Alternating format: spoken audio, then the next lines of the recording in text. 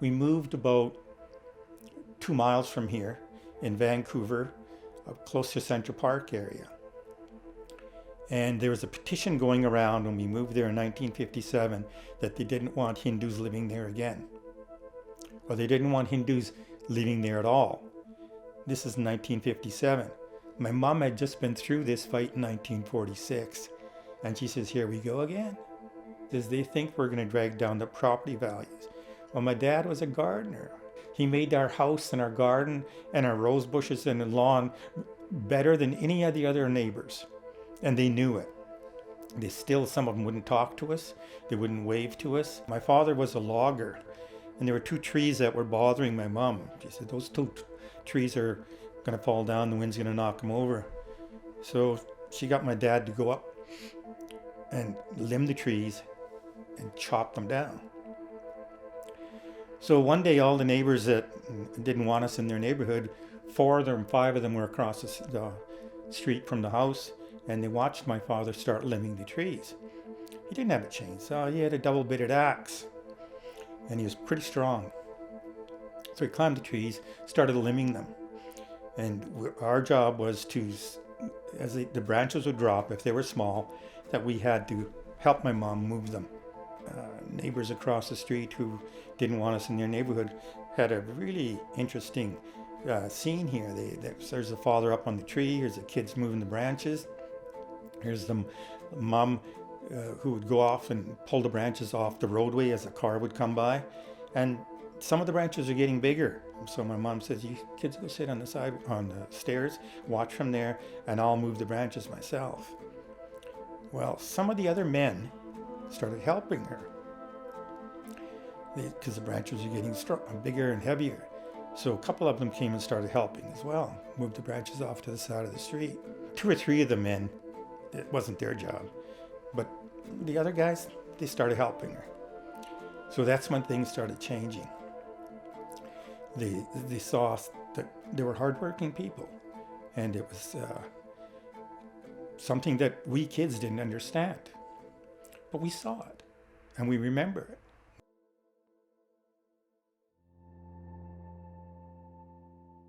Going back to the long period of over 100 years of people being silenced, really, told you can't have the vote, you can't be treated as equal citizens in this country, being refused entry to Canada, like the situation of Komagata Maru. You know, after all of this 100 years of being told, be quiet, you don't have a valid voice, then it's very hard when you start asking the community, hey, please come forward and tell us your story. People are quiet, they're silenced, they're afraid. And it's so important that we tell the personal stories.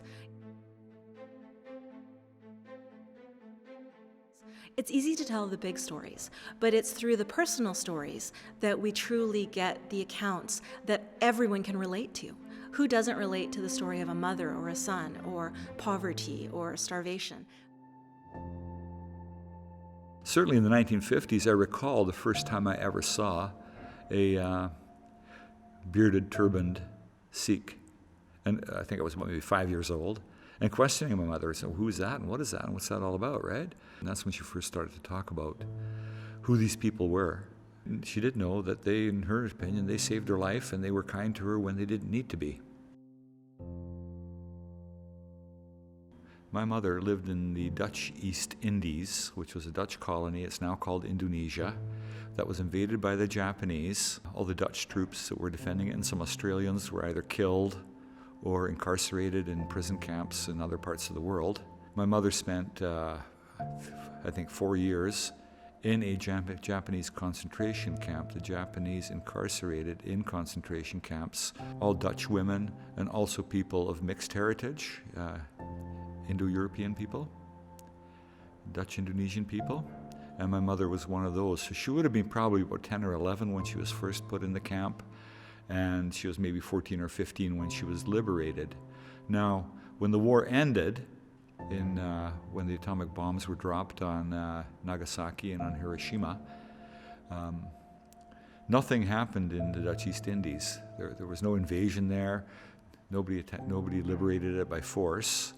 But these people were stuck in camps under Japanese under the Japanese, under conditions which were really quite horrible.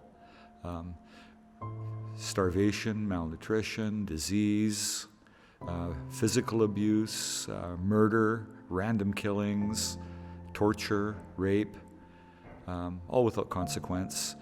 By the time that the war ended, I remember my mother telling me that they were close to death because the war was over, the Japanese had surrendered, but nobody was there to take responsibility for the camps. There was no Allied troops. They would have died within weeks or months because the Japanese, although they had surrendered, they hadn't turned over the running of the camps to anybody because there's nobody to turn it over to. So the conditions got worse in terms of food and health and disease. She told me in retrospect that they probably wouldn't have lasted another number of weeks, but they were finally freed by Sikh troops. And so the British brought in the troops that they had, which were divisions of Indian troops. And I recall her talking to me about the impression that these Sikh troops had made on her when she first saw them as a young girl after 4 years of deprivation. She found them quite frightening initially because she'd never seen anything like them. They were impossibly tall to her eyes, with their big beards and their big turbans. I'm kind of paraphrasing her exact words on this. But she went on to tell me that very quickly they learned that these Indian soldiers were very, very, very, very, very kind. She talked about how they were aghast at the conditions, that anybody would keep women and children in those conditions and would subject them to those conditions.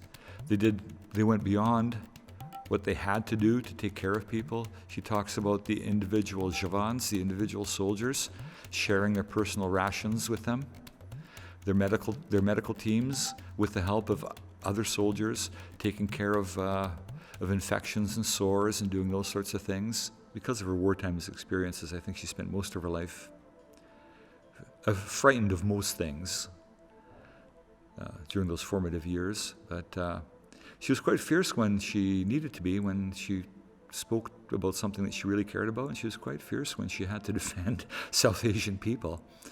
And it was at times like that stories like that would come up. My mother went through a lot of hardship in Kelowna. She went through a lot of hardship in Vancouver. She had 6 children, 6 of us. She brought us up. She also brought up her younger brothers and sisters in Kelowna. Only went to school to grade 7. Father passed away in 1942, so she had to look after the children, look after the farm. Basically, she had to look after the orchard. And that responsibility took a lot of her strength. But she was a strong woman. She made sure we got a good education. When we moved into the city here in Vancouver, went to good schools, lived in the Killarney area, grew up in South Vancouver. And behind me you can see, is it worth it? My mom's hard work? Well, there's degrees on the wall. That's probably the proof for my family, and probably the proof for many immigrant families, is to have degrees on the wall.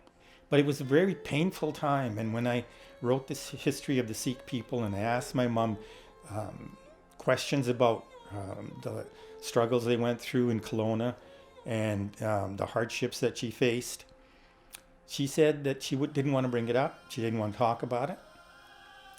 And she said it with a look that Indian women have, that don't keep asking me, don't ask me again. I've said it, that I'm not going to talk about it because it was painful, and if I have to talk about it, it's going to bring pain to you, and I don't want that. If I had to go through the pain, she says, that's part of what motherhood is. It's part of being a warrior.